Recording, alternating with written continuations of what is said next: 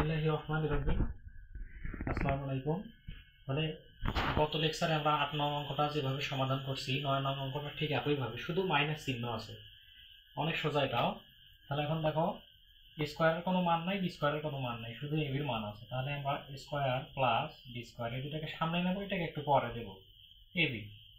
এখন এই দুটোর সূত্র যদি আমার মুখস্থ না থাকে, তাহলে আমি কি করবো, যেটার মান দেওয়া আছে ওটা উদ্দীপক থেকে দেখবো। আবার মান দেওয়া আছে কিসের, এবি, এটাও লিখবো আমরা।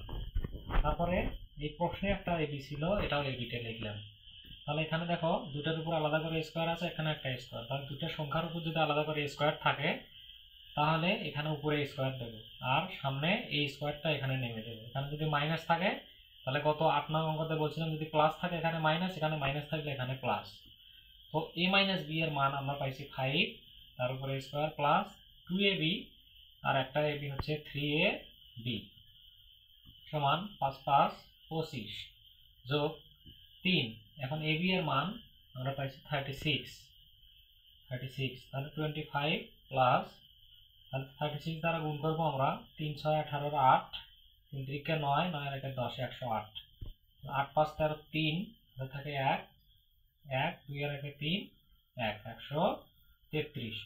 খ নম্বর প্রশ্নটাতে তাহলে এটার একটা সূত্র আছে, a minus B into square plus AB plus B square. তো এবির মান 5, স্কোয়ার বি স্কোয়ারের মানটা আমরা তাহলে কোথা থেকে পাবো, এখান থেকে পাবো। Square plus AB plus B square, square plus AB plus B স্কোয়ারের মান 133। তাহলে গুণ করে দেবো, গুণ করে হবে 665। এই ছিল 9 নং প্রশ্নের সমাধান।